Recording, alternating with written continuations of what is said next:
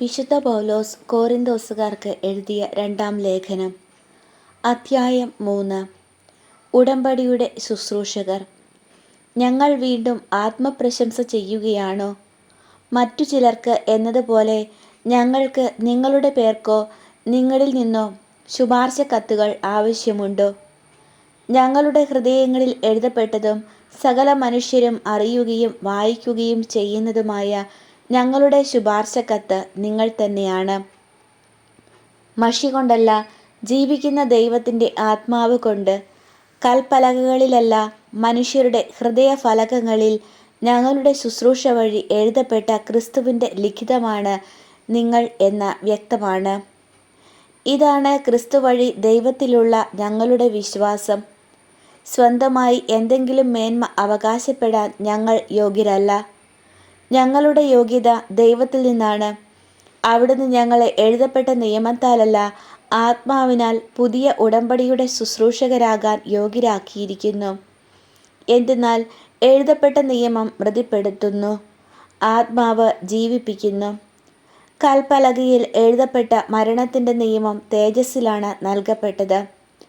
ആ തേജസ് മങ്ങിക്കൊണ്ടിരുന്നപ്പോൾ പോലും ഇസ്രായേൽ ജനത്തിന് നോക്കാനാവാത്ത വിധം മോശയുടെ മുഖത്തെ ജ്വലിപ്പിച്ചു. അങ്ങനെയെങ്കിൽ ആത്മാവിൻ്റെ ശുശ്രൂഷ എത്രയേറെ തേജസ്സുറ്റതായിരിക്കും. എന്തുകൊണ്ടെന്നാൽ ശിക്ഷാവിധിയുടെ ശുശ്രൂഷ തേജോമയമായിരുന്നെങ്കിൽ നീതിയുടെ ശുശ്രൂഷ അതിനേക്കാൾ കൂടുതൽ തേജോമയമായിരിക്കണം.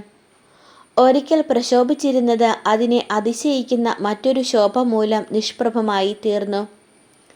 മങ്ങി മറഞ്ഞു പോയത് തേജസ്സുള്ളതായിരുന്നെങ്കിൽ നിലനിൽക്കുന്നത് തീർച്ചയായും അതിനേക്കാൾ തേജസ്സുള്ളതായിരിക്കണം.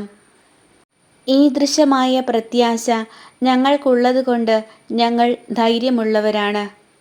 മങ്ങിക്കൊണ്ടിരുന്ന തേജസ്സിൻ്റെ തിരോധാനം ഇസ്രായേൽക്കാർ ദർശിക്കാതിരിക്കാൻ വേണ്ടി മുഖത്ത് മൂടുപടം ധരിച്ച മോശയെപ്പോലെയല്ല ഞങ്ങൾ. അവരുടെ മനസ്സ് കടുപ്പമേറിയതായിരുന്നു.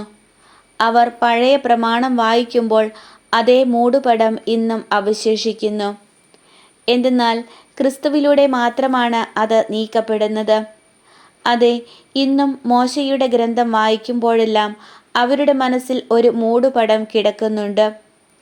എന്നാൽ ആരെങ്കിലും കർത്താവിലേക്ക് തിരിയുമ്പോൾ ആ മൂടുപടം നീക്കപ്പെടുന്നു. കർത്താവ് ആത്മാവാണ്. കർത്താവിൻ്റെ ആത്മാവുള്ളിടത്ത് സ്വാതന്ത്ര്യമുണ്ട്. കർത്താവിൻ്റെ മഹത്വം കണ്ണാടിയിലെന്ന പോലെ മൂടുപടമണിയാത്ത മുഖത്ത് പ്രതിഫലിക്കുന്ന നാം എല്ലാവരും അവിടുത്തെ സാദൃശ്യത്തിലേക്ക്, മഹത്വത്തിൽ നിന്ന് മഹത്വത്തിലേക്ക് രൂപാന്തരപ്പെട്ടുകൊണ്ടിരിക്കുകയാണ്. ഇത് ആത്മാവായ കർത്താവിൻ്റെ ദാനമാണ്.